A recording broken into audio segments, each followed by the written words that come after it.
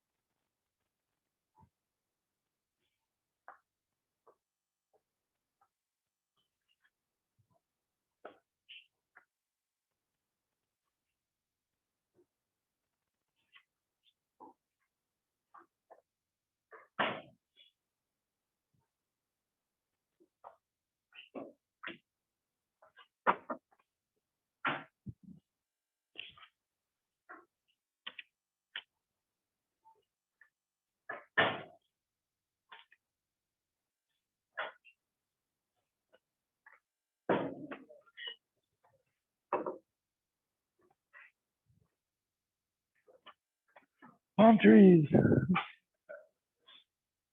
You're waiting to hitch a ride with the baseball players down to Florida. No, I'll switch the ticket. Should be there in like a month.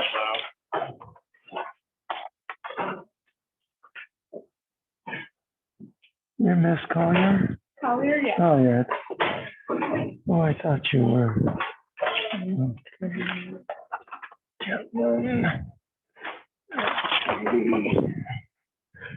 Okay. I'll find it. It's in here.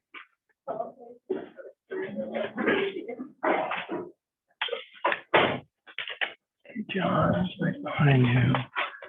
That John comes in.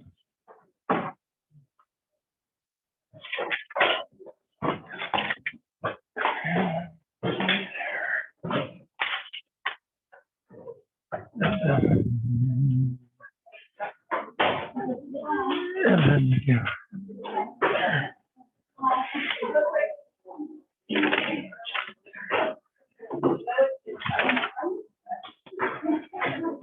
She withdrew from the course.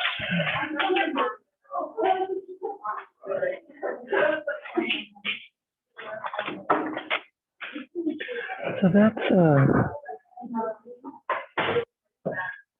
that comes with the pad, or that's separate? That's separate? Yeah. Okay.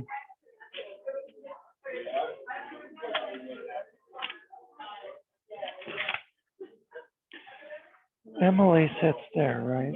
Okay. I'm just gonna do that. Oh, here you are. Normally, every other year, there's. Okay.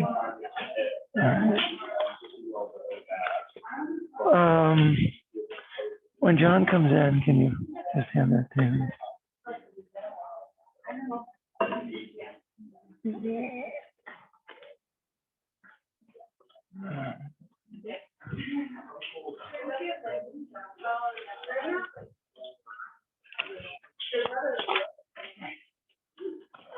Check.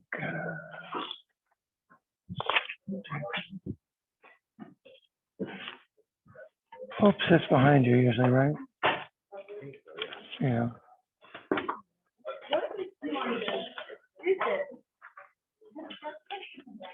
Hope sits right here usually, right?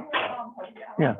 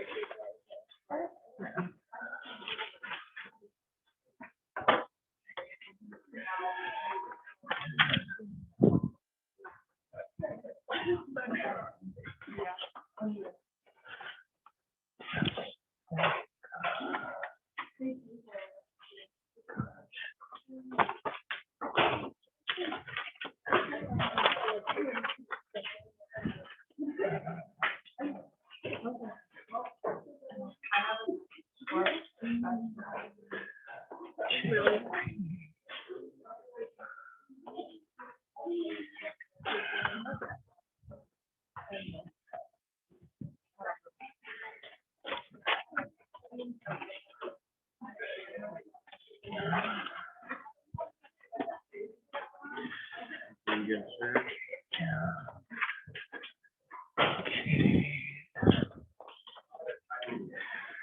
you get the email from Amber all the way? Okay, make sure you set that appointment because she said spaces are really filling up quickly. So.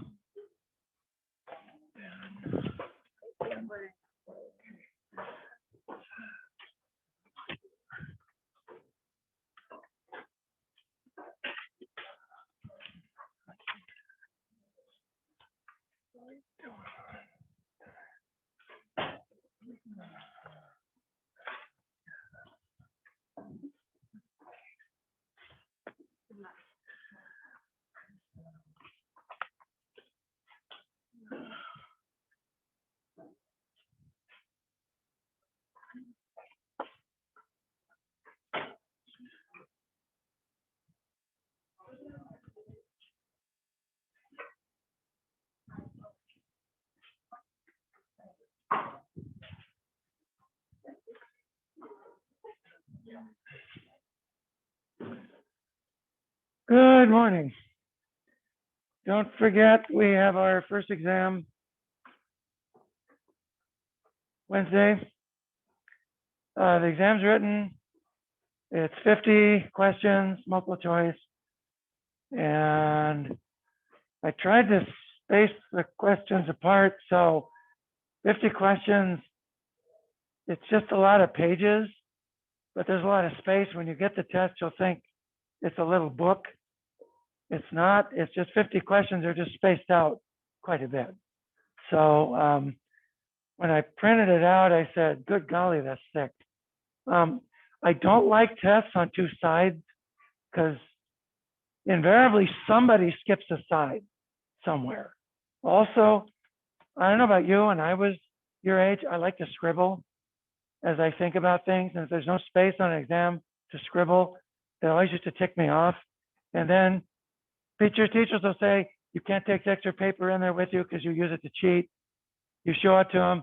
Oh no, you design some system to cheat. I just can't tell. Boy, I'm that clever. Gee, thanks. If I write on the table, I got in trouble. If I write on the back on the margin of the exam, your exam's a mess. I can't read it. So I couldn't win. So to try to mitigate that problem, I try to do exams on one side only. Consequently, they end up being very thick. So don't get scared if it looks a little thick. Some of you asked for a time to take the exam at another time and elsewhere. I contacted Amber Holloway. Some of you have gotten an email from her. You have to make an appointment to take the test at the Academic Connection Center. Those spots are filling up, so contact her as soon as you possibly can. And Amber answers email quite effectively. Emily, I think I put your test. You got it, good, okay, great. How you doing? Good, got your coffee? Ready to go? What was I saying? Amber, yeah. Amber answers email quite effectively, and she's very helpful. So do contact her, and if she can fit you in, she will fit you in. If she can't, she can't. So do that as soon as possible. Otherwise, please show up here Wednesday. And I think that's it. I got more to pass back, but I don't have time right now to pass it back. And we'll go from there. Okay, we are going to get into the control of blood pressure and the heart rate. To do that, we need to know something about the circulatory system. So I thought I'd give you a little cardiac primer. For some of you, this will be review. For some of you, this will be a little more than you might have heard the first time. For some of you, it's kind of remediation and you're insulted by it. So wide variety, just hang on, and I will go through this quickly. So if it is insulting to you, hopefully you'll only be insulted for a short period of time. So the heart is a 4-chambered wonder when you think of it. It starts beating at 22 days of development. It never stops till the day you die. Never takes a coffee break, never whines and complains, never puts in for union dues or overtime.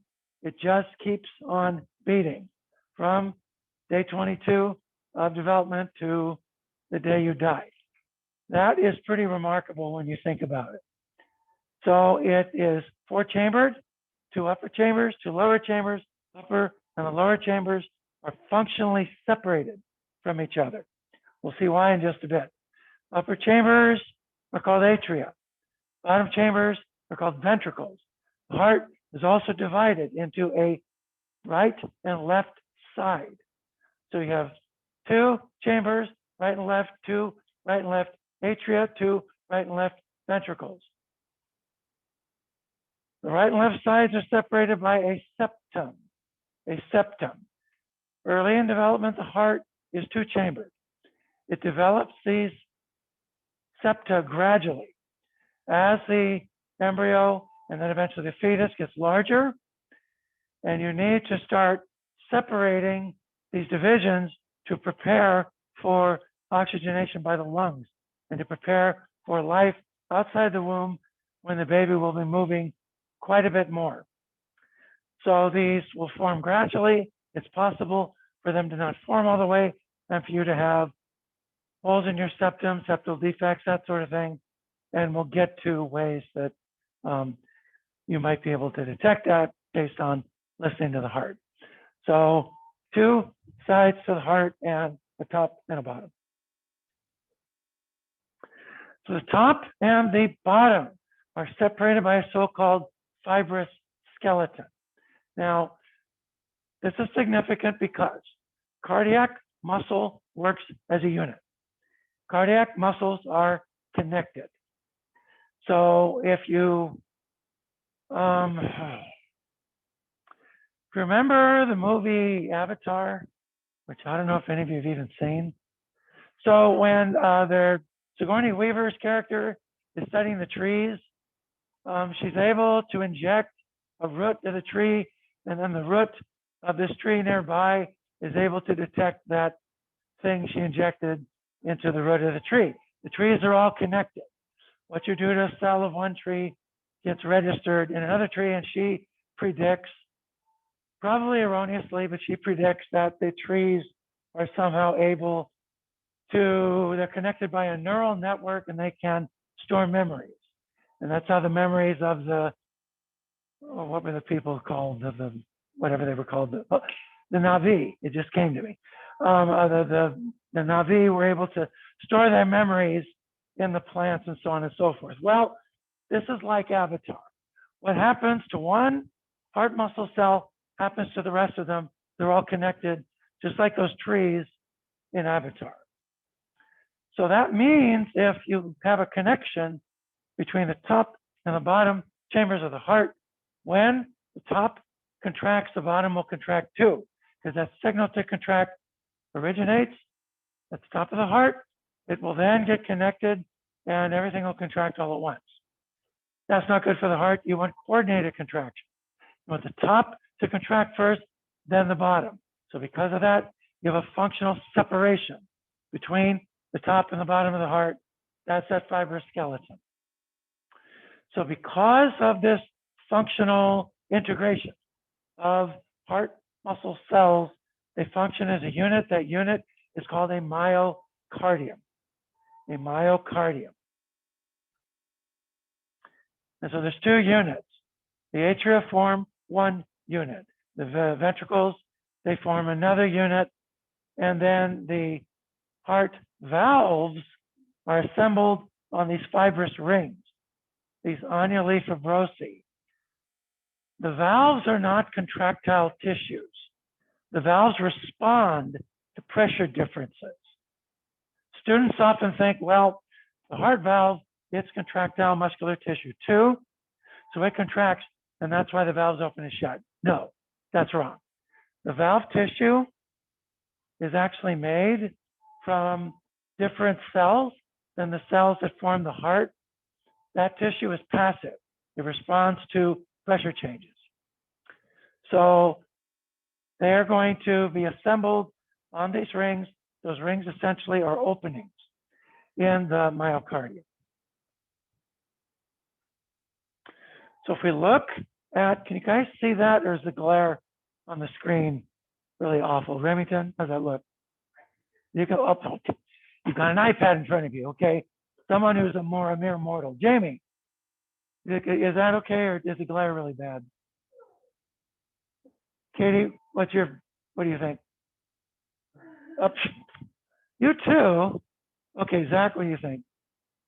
You can see it fine? Okay, then I'm not gonna complain about it. Okay, if you look at a normal myocardium, you can see that the cells, first of all, skeletal muscle cells, the nuclei are pushed to the periphery. The nuclei here are central. Also, the connections between them can be visualized by these little disc-like things. These are called intercalated discs.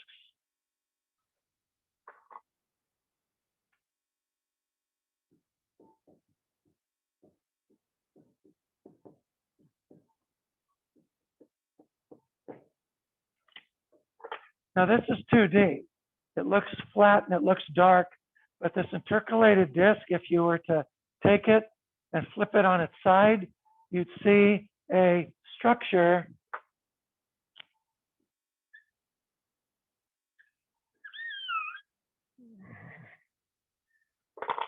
that is literally decorated with lots and lots and lots of little tiny channels.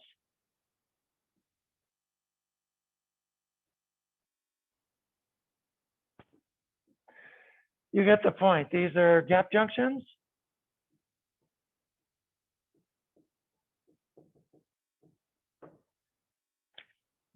Gap junctions are channels that traverse both of the membranes of each adjacent cardiomyocyte. They allow for the passage of small molecules, signaling molecules, second messengers, small peptides, things like that, neurotransmitters. So whatever ionic changes occur in this cell now automatically spread to the adjacent cell, and then to the adjacent cell, and then to the adjacent cell, and then to the adjacent cell. That's why these cells work as a unit, because of those intercalated discs. Also, the other thing you'll notice about these cells is they're striated, just like voluntary muscle. So they have actin, myosin arrangements. These actin, myosin arrays allow them to contract just like what you see in skeletal muscle. Their control is similar, but not exactly the same as in skeletal muscle.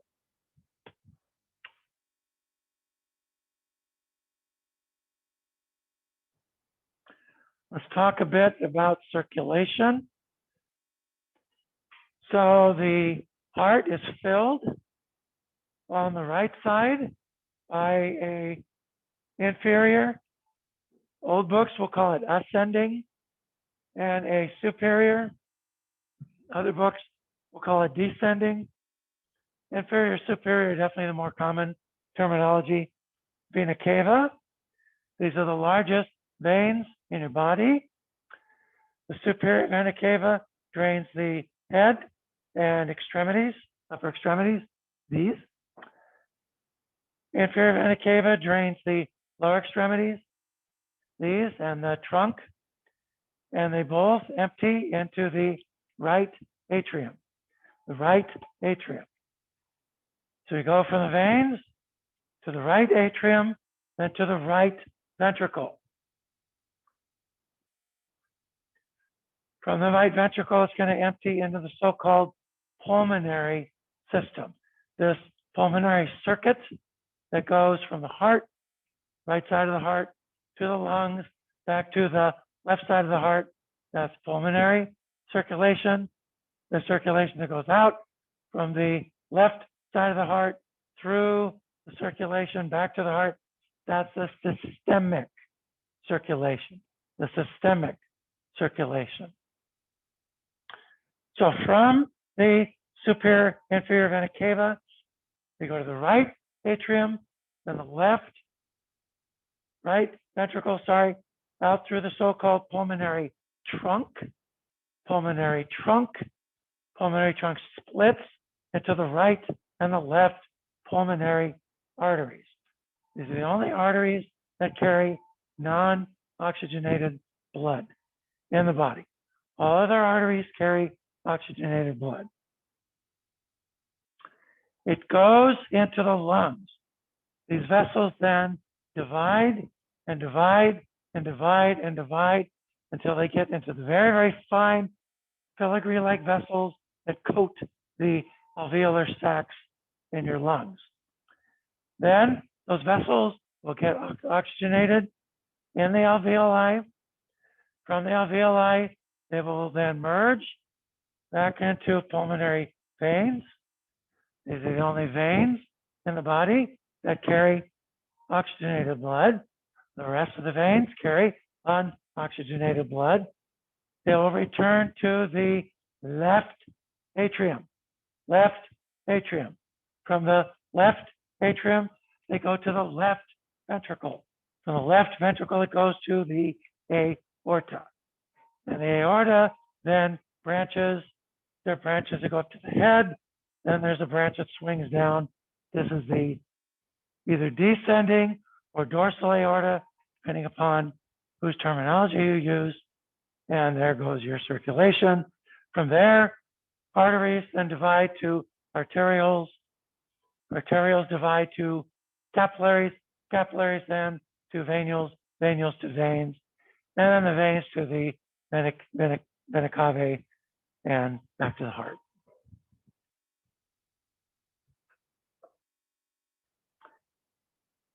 And so from the heart to the lungs and back to the heart. That's pulmonary circuit, pulmonary circulation. Everything else is systemic circulation, and the rate of the flow between these two systems has to equal each other. If it doesn't equal each other, you're going to have blood building up somewhere, and you're going to have a problem. So the rate of flow between these two circuits must equal each other.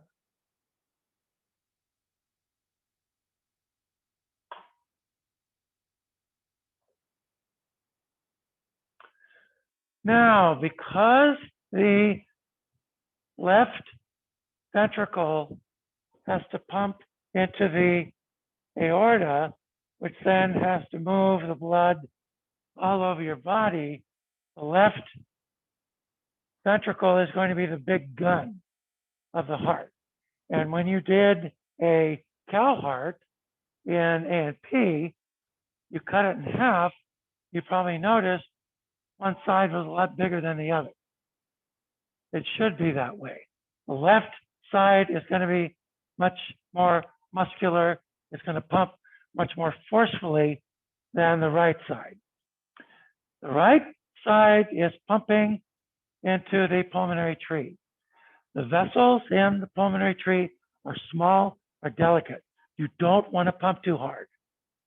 So it's actually good that the right side is actually kind of thin relative to the left side. And the G-Whiz numbers here, the amount of work done by the left side, left ventricle, relative to the right side is 5 to 7 times greater. Those of you who are aerobic athletes, so Zach, Remington, you guys run, you run long distances in some cases, you'll probably be more on the upper 6 to 7 end of it than the 5 end. You probably have a big, thick hypertrophied left side, and on an EKG, your wave probably goes nice and high. That's fine. That's as it should be. If that happens in an older person, then you start getting worried that you might have heart failure occurring.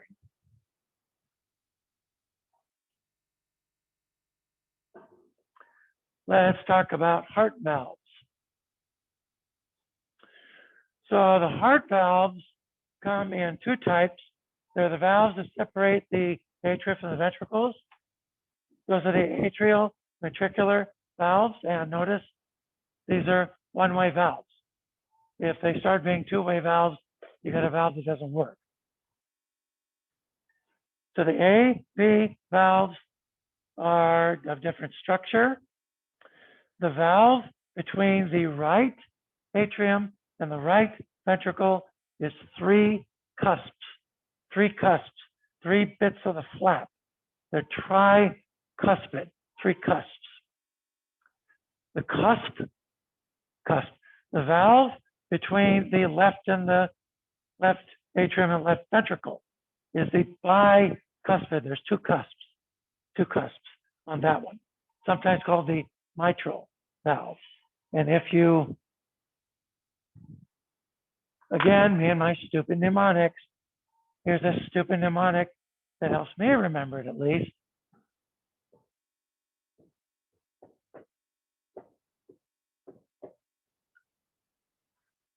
So first time I took AMP, I did my dissections on a rat.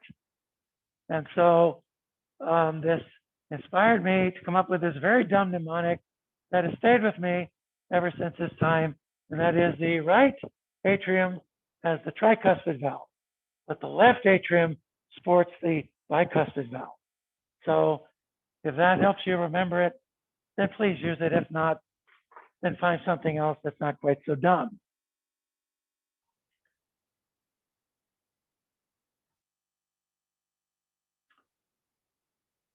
So those are the atrioventricular or AV valves. Those are the bigger valves of the two. Now these valves have little cords on them, tugging them to make sure that when they close and they don't evert. Because if they evert, you're going to get blood squirting back into the other chamber from which it had just come. That's not efficient. So these little cords are called chordae tendineae. Chordae tendineae. And the chordae tendineae attach to the valve, and then they attach to the wall of the ventricle via so-called papillary muscles. And those papillary muscles will contract as the wall of the ventricle contracts. When they do, they're going to tug on those chordae tendineae. The closing of the valve then is also coordinated with a tug on it to make sure that it stays nice and shut and doesn't do any of this.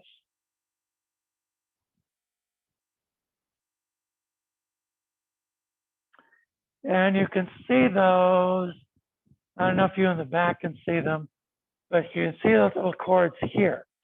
Those cords, these are your chordae tendineae here on the valve, and then the papillary muscles are down here.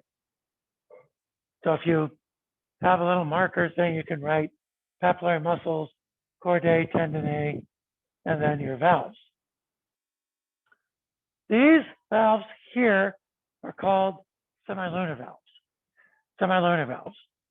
They look a little bit like half moons. That's why they're called semilunars. These are in the great vessels. So the pulmonary semilunar valve is in the pulmonary trunk. The aortic semilunar valve is in the aorta. It's very common for people to just call these the aortic valve and the pulmonary valve. They leave out semilunar. Semilunar is kind of understood. So if you hear someone say, oh, I had surgery on my aortic valve, they mean the aortic semilunar valve. If you hear them say, oh, she has a defective pulmonary valve, that means the pulmonary semilunar valve. Why do we have these? These are to prevent blood from going in to the great vessels and then coming back down. So once you pump the blood into the great vessels, that pressure now difference in between the ventricle and the great vessel is going to cause these valves to shut. That way, when the ventricle relaxes, the blood doesn't go right back into the ventricle. This is to prevent backflow. Now, as you get older, these can calcify. And because they calcify, they can, that valve area can start to close. That's called stenosis.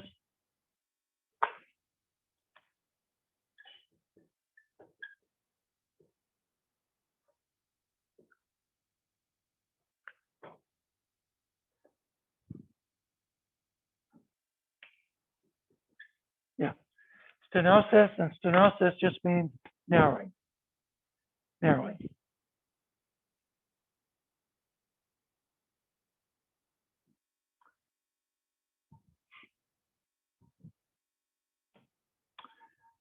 Questions yet before we go on to cardiac cycle? Okay. So the heart goes through a cycle of contraction, relaxation, contraction, relaxation, contraction, relaxation. The contraction part, the contraction phase of this cycle is the systolic phase. Systole refers to the contraction phase. When we say systole, we're referring to ventricular contraction, ventricular contraction. Diastole refers to the relaxation phase. The atria will contract simultaneously. The ventricles will contract after the atria contract about 1/10 to 2/10 of a second later. The right and the left ventricle don't contract at the same time. They contract about 1/10 of a second apart from each other.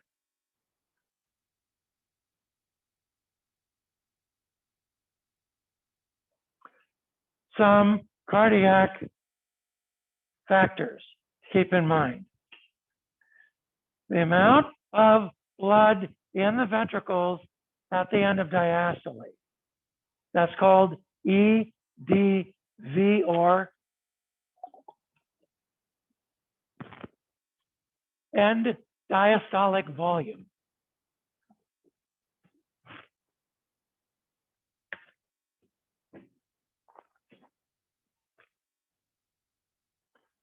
So think of this as the amount of blood sitting in the ventricle that the ventricle can pump.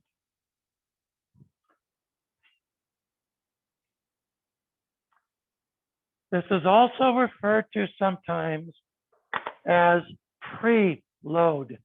Preload.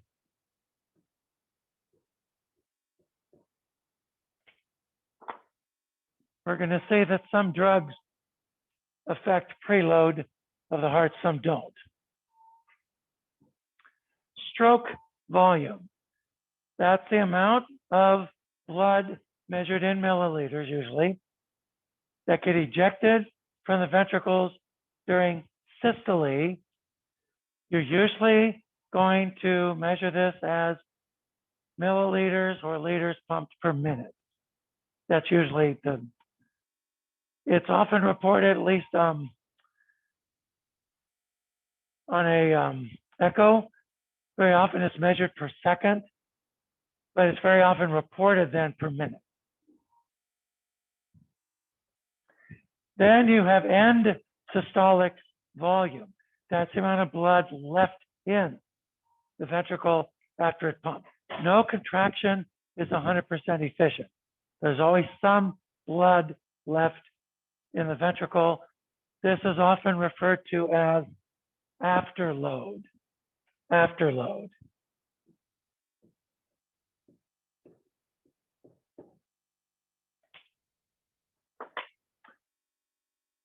Afterload also includes the pressure the heart is pumping against. So there's usually a pressure in the large vessels, and the pressure it's pumping against, that's also a type of afterload as well. So that's a component of afterload. That's not all afterload, a component of it. Now, as the ventricles start to contract, they begin the cardiac cycle. And the cardiac cycle is broken into roughly 5 or 6 different phases. So the first phase begins as the ventricles are full, but they're still relaxed. Then as they start to contract, pressure in the ventricles will start to rise, but everything's shut. Volume stays the same. Therefore, this is called isovolumetric contraction. Valves are shut, pressure's going up, but volume's not changing. So it's isovolumetric contraction. That's phase 1. When the pressure in the ventricles exceeds the pressure in the large vessels, in the aorta, in the pulmonary trunk, so on and so forth, you have the semilunar valves opening and ejection will begin. So that pressure difference propels the blood into the large vessels. Then, as the pressure in the ventricles falls below the pressure in the great vessels, the semilunar valves are going to shut. And that is your second cardiac sound, the sound of the semilunar valves shutting. Now the ventricles will relax. The valves are all closed, so there's no filling. Because there's no filling, you don't have a change in volume. So it's isovolumetric, but the ventricles are taking a cardiac siesta. So this is isovolumetric relaxation. Then the atria, however, continues to fill. And when the pressure in the atria exceeds the pressure in the ventricles, the atrioventricular valves will then open in response to that pressure difference. You'll then have filling of the ventricles. Will the atria fill will the pressure differential fill the ventricles all the way? No, the atria will need to contract. And that is atrial systole. Atrial systole that polishes off the blood in the atria to the ventricles and sends it all into the ventricles now.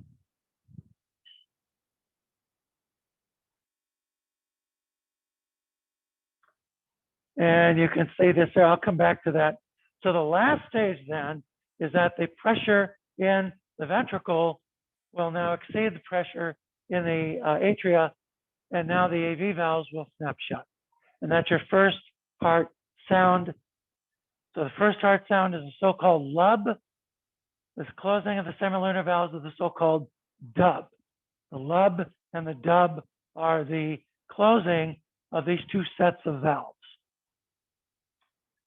And depending upon where you listen to the heart, you can actually, the closing of the AV valves is just slightly different. If you put the stethoscope in the right place, you can hear the two sounds. That first sound, it's called splitting. Splitting of the heart valve sound, depending upon where you place the stethoscope. And then during some pathologies, the splitting can become more pronounced. It's also more pronounced during pregnancy. Can anybody guess why?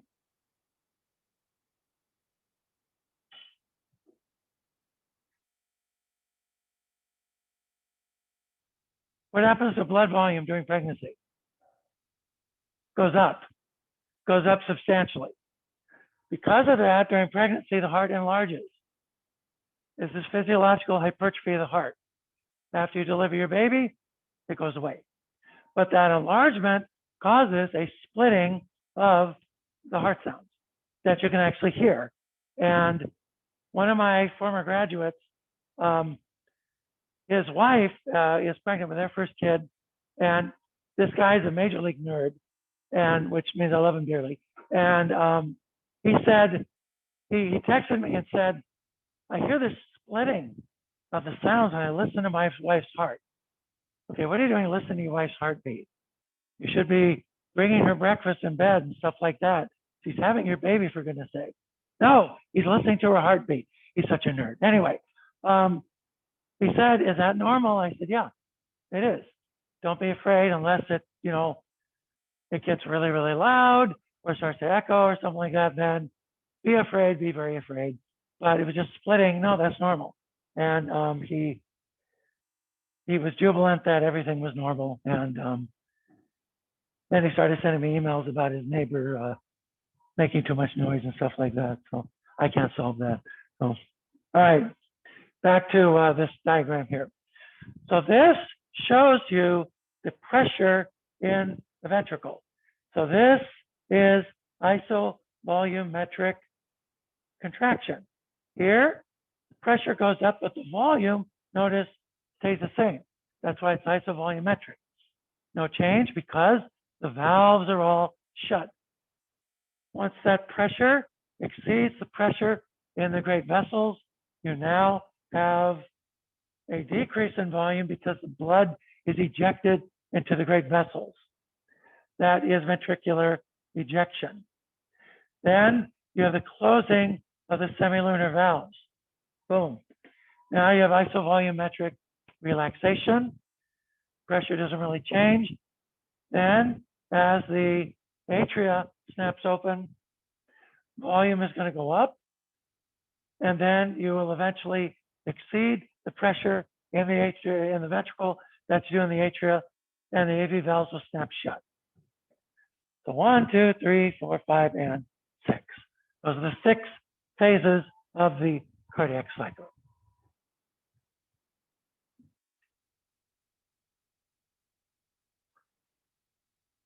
Now, heart murmurs come in different shapes and sizes.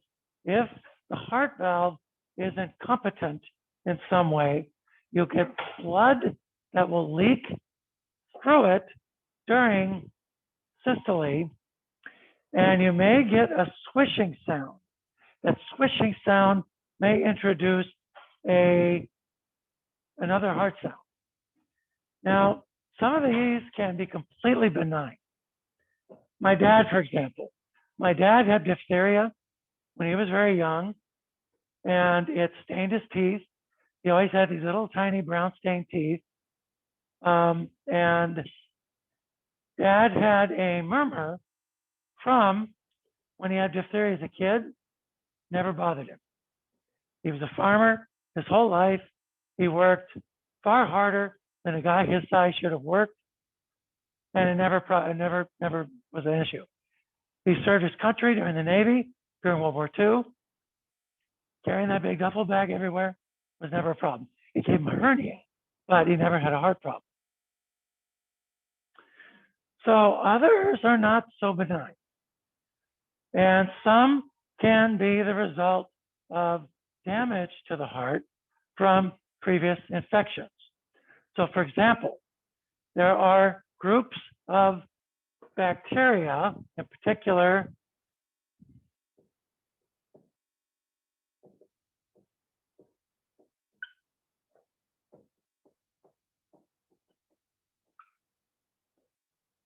so-called group A streptococci or Streptococcus pyogenes. This has a component of its cell wall called protein M.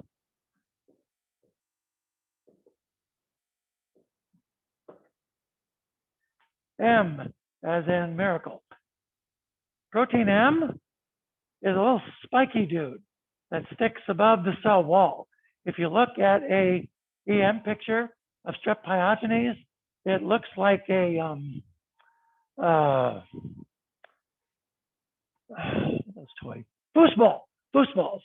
Looks like a foosball. Do you know what a foosball is? Okay, Allison does. Allison, where? Yeah. Okay. Rest of you are looking at me as if to say, "What's a foosball?" Allison, explain what a foosball is.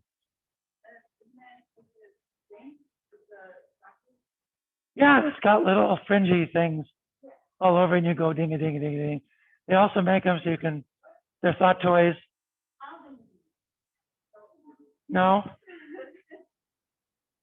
Okay, what's your conception of a foosball?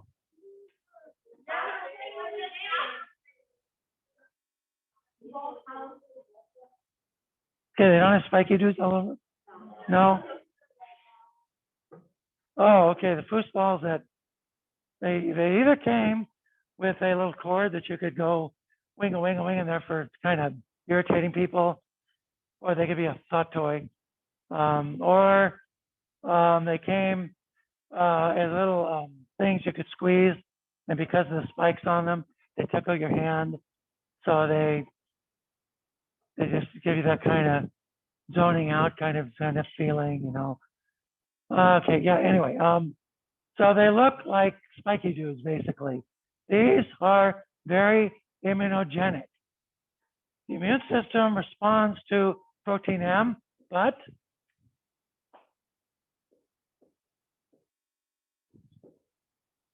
antibodies against protein M cross-react with heart valve tissue. That's the reason why, if you have strep throat, your doctor will treat it right away, because your risk of developing rheumatic heart goes up extensively if you've had strep throat for 10 days.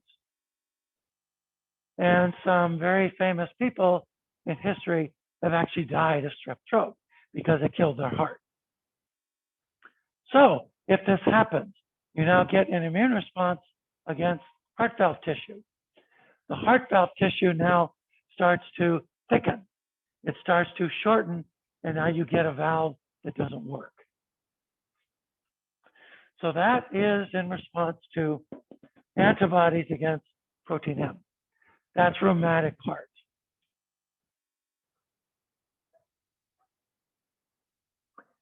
And you can get other types of murmurs that are the result, essentially, of other types of pathologies.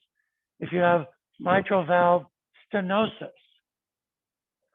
the mitral valve becomes thickened.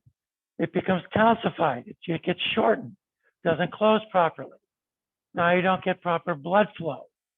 Because you don't get blood flow, the heart has to work more vigorously. The heart therefore starts to remodel, otherwise known as enlarging. And when they don't close properly, it might be from damage to papillary muscles or something like that, or what have you. Now, there is a file on our website .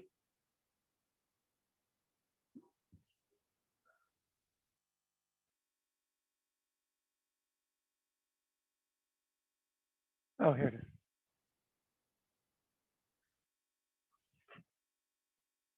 I don't know if any of you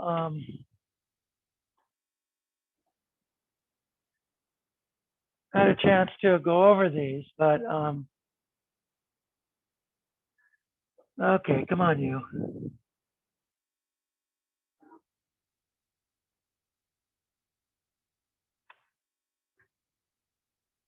Okay, power's on. This should be working. Darn it.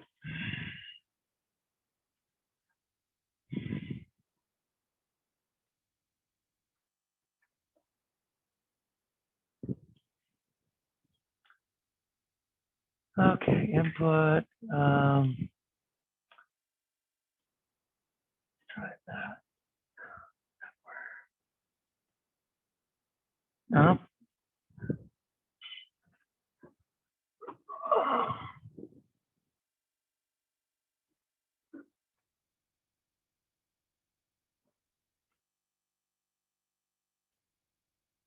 No. Darn it. Okay, I don't know why this isn't working. Okay, output. Try that.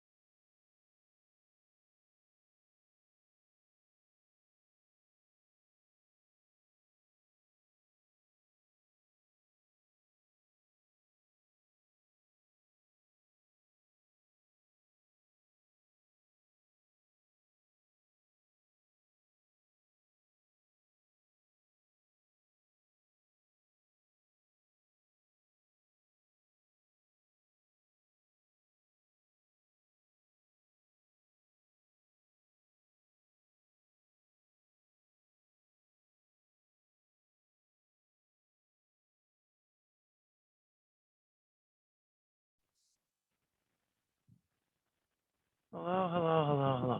Okay. Yes, you're fine. Okay, now stop. Come on.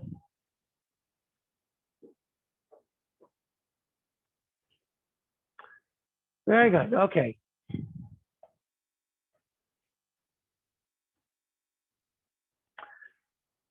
Now, as we said before, you can get holes in the ventricle or you get holes in the atria. The atria actually makes a hole that actually doesn't get closed until after you're born. The increased pressure on the left side of the heart, actually there's a flap and a closure, that increased pressure from using the lungs will actually close it after you're born. The hole in the ventricle is not that way. The ventricular septum starts here and it grows up this way towards the endocardial cushion, as it's called. And if it doesn't grow as it should, it just kind of stops. So you usually get your holes up here. Usually almost never have holes down here. They're usually always up here. Those, fortunately, can be fixed. But if you do have a hole like that, your heart is not going to be competent because you're going to have mixing of oxygenated and unoxygenated blood in cases like that. Yeah.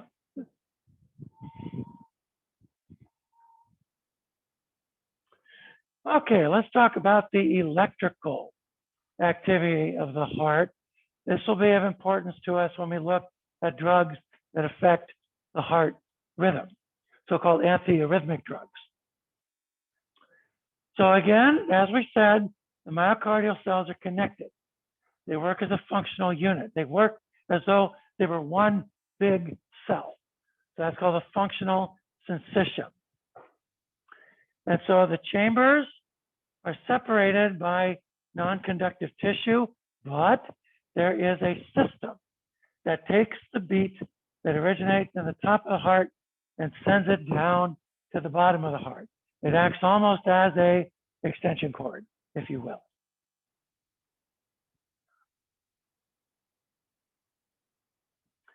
So the beat originates in the upper part of the right atrium. The upper part of the right atrium. This is called either the sinus node or the sinoatrial node. This is specialized tissue. Its electrophysiology is different than the rest of the heart.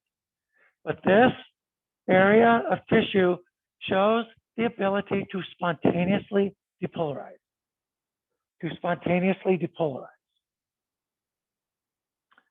And therefore, it's capable of so-called pacemaker potential.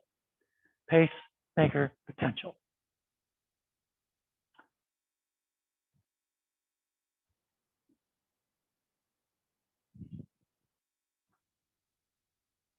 Let's look at the electrophysiology of the pacemaker cell. This is unique to pacemaker cells. Please, please, please, please, I beg you, on bended knees, I'll get down on my hands and knees if you want. Don't confuse this with the other cardiac cells. This is a pacemaker cell. All right?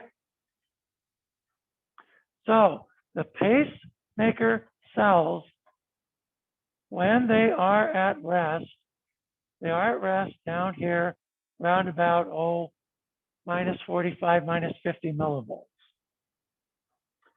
They're capable of spontaneous depolarization, but notice that depolarization is quite slow. So these channels that open are sodium channels. They're called HCN channels. HCN channels. HCN channel stands for hypersensitive to cyclic nucleotide channels. Hypersensitive to cyclic nucleotide channels. Let's just call them HCN, if that's okay with you. Yeah, then yeah, you like abbreviations, I do too. So once the cell depolarizes, the HCN channels open. That's why you get this spontaneous depolarization in these cells. Now, when they get to threshold, at threshold, you have voltage-gated calcium channels that open. Calcium rushes into the cell. It rushes into the cell. And now the cell depolarizes. And then it gets up here to its maximum. The voltage-gated calcium channels are shut. And now voltage-gated potassium channels have opened. Now potassium will leave the cell. Potassium will leave the cell. Remember, cells are low in calcium. They pump calcium out of the cell. They keep calcium levels inside the cell low. They also pump sodium out of the cell, pump potassium into the cell. So cells are low in sodium, high in potassium. Outside, it's high in sodium, low in potassium. So if you open a channel, sodium leaves.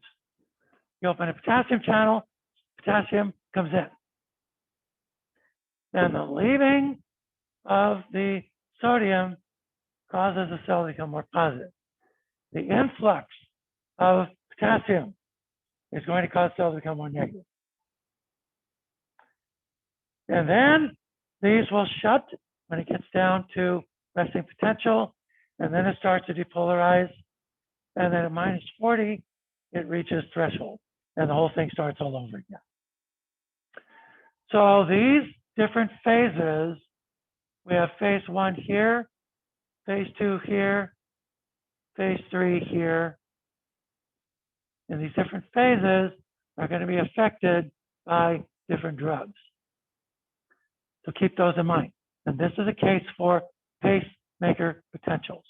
Pacemaker potentials.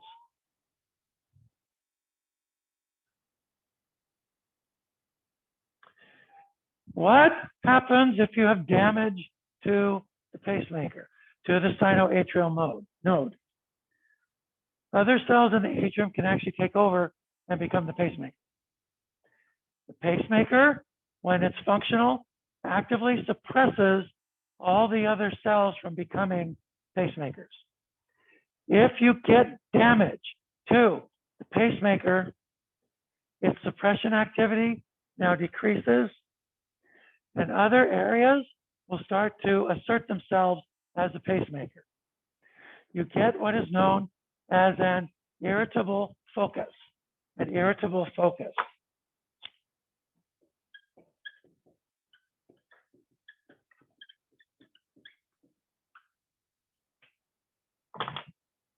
These can cause preventricular contractions. These can cause arrhythmias. These can be rather dangerous under certain conditions. Sometimes they're not really of any consequence, but sometimes they can be very serious. Now, if other tissue in the atrium asserts itself as the node, they're always slower than the SA node. The SA node, because it's so good at being the SA node, it will always depolarize before any of the other tissue in the atrium. And so because of that, this SA node is going to actively prevent the other atrial cells from becoming pacemakers.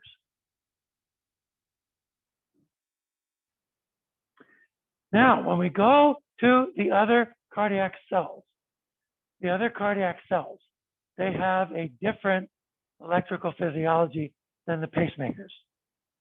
So I'm going to show you a different graph, and it looks very different from the pacemaker one. Don't confuse the two, please. All right, so myocardial cells have a resting memory potential of 90 millivolts. Pacemakers, it's minus 60 millivolts. These other myocardial cells, minus 90 millivolts.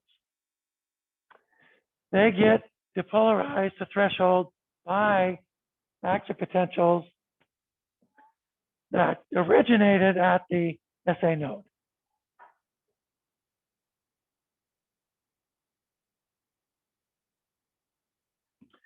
Now here is a feature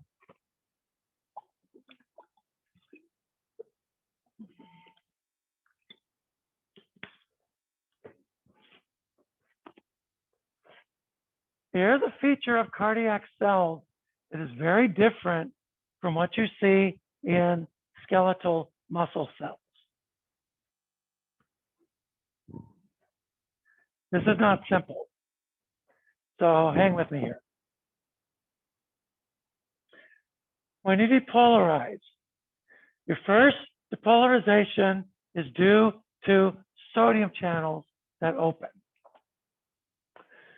That depolarization that is sodium induced causes the opening of voltage-gated calcium channels. Calcium enters the cell. In the cardiac cell, calcium entering the cell causes the release of internal stores of calcium.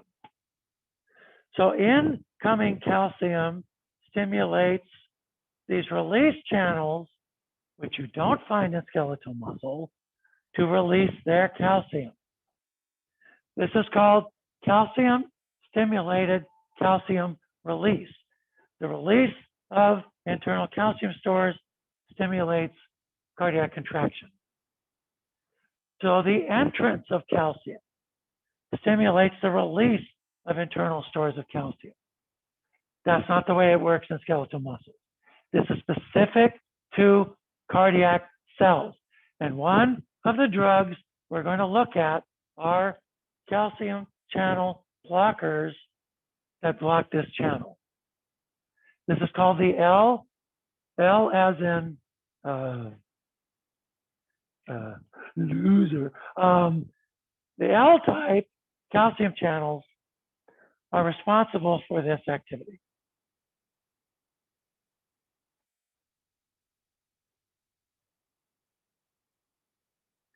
So here is the electrical physiology of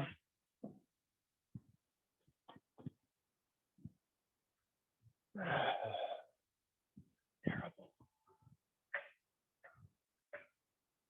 Better? That just seems to be really hard to see. Yes? Okay, those of you with iPads, I know you're cheating. So anyway, but now can you see it now? Good, okay. So you're here at about -90 or so. You then have a steep depolarization when you get that influx of action potential from that originated at the SA node. This is due to sodium channels, voltage-gated sodium channels. So sodium comes in, you depolarize, you go to -20, then your calcium channels open. These are sometimes called the slow calcium channels, slow calcium channels. So because you have calcium going in that fights with the potassium that is trying to move out. That's why you get this plateau. So the depolarization in your cardiac cells is gradual. And it's at this point here that the cardiac cell now will release its internal calcium stores and it'll contract. Then eventually the calcium gets worked back in to the smooth ER, and then your potassium channels will eventually shut and you go back to resting potential. So you have a phase 1, a phase 2, a phase 3, and a phase 4 here. Phase 1, a phase 2, a phase 3, and a phase 4.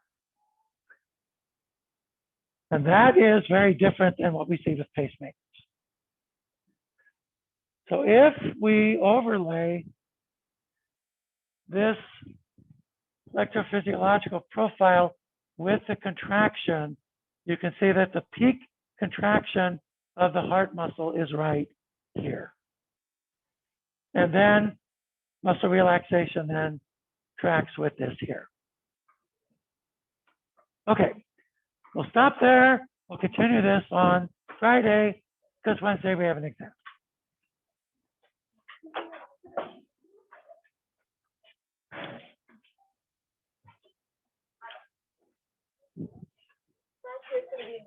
Yeah, it is.